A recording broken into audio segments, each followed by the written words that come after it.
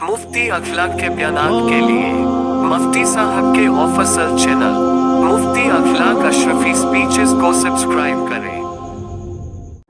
हज़रत अब्दुल्ला इब्न मसूद रजी अल्लाह ताला अन्हु के पास एक शख्स आया और आकर बैठ गया। हज़रत अब्दुल्ला इब्न मसूद रजी अल्लाह ताला अन्हु ने कुछ लोगों का किस्सा बयान किया कि कुछ लोग मेरे पास आए और वो हज करने के लिए यहां आए,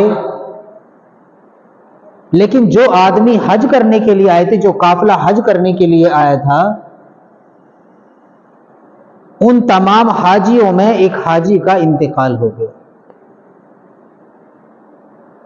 जब उस हाजी का इंतकाल हो गया, उसको दफनाने के लिए जो कब्र खोदी और कब्र में मुर्दे को रखने के लिए जो लेकर के आए, तो देखा कि पूरी कब्र को एक काले सांप ने पूरी को जकड़ रखा है, पूरी कब्र को अपने लपेटे में ले रखा है।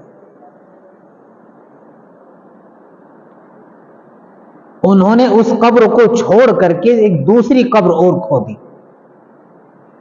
अब जब दूसरी कब्र खोदी तो उसके अंदर क्या देखते हैं कि वही सांप जो पहली कब्र में था, वही सांप उस दूसरी कब्र में भी पाया गया।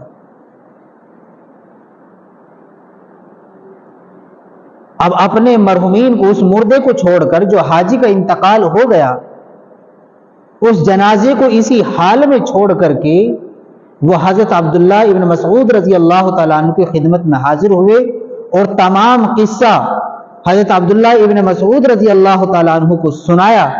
हजरत अब्दुल्ला इब्न मसूद रजी अल्लाह अन्हु ने फरमाया कि वो उसका एक ऐसा बद अमल है जिससे आप उसको बचा नहीं सकते।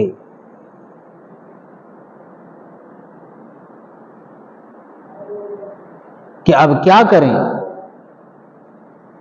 कि आप उस हाजी को जिसका इंतकाल हो गया है, उसी कब्र में उस सांप के साथ, उस नाग के साथ उसको दफना दो। लेकिन जब तुम घर जाओ, यहां से सफर पूरा हो जाए, हज करके जब आप अपने वतन को लौटो, तो इस हाजी के ताल्लुकात वालों से, इसकी बीवी से, इसके कुंबे खानदान से पूछना कि इस आदमी का ऐसा कौन सा अमल था जिसकी वजह से उसको इतना खतरनाक अजाब दिया गया। लिहाजा वो हज करके अपने वतन को लौट गए।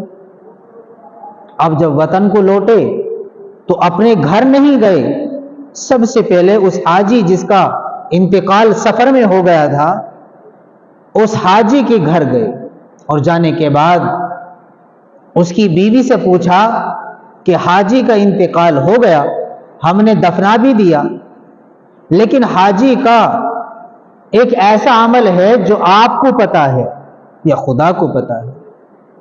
हाजी की आदत और अखलाक कैसे थे, उनके लेन देन के ताल्लुकात कैसे थे, लोगों के साथ उनका कैसा बर्ताव था।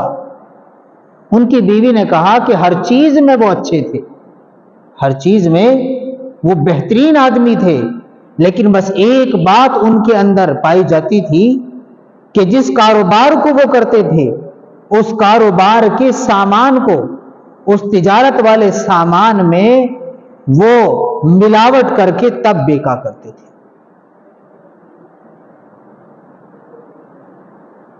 अब इस बात को सुनकर उन हाजियों को बड़ा अफसोस हुआ कि जिस चीज को वो बेचा करते थे, उस चीज में वो दूसरी चीज भूस वगैरह मिलाकर और उसको बेच दिया करते थे। इस वजह से उस हाजी का हाल इस तरह हुआ।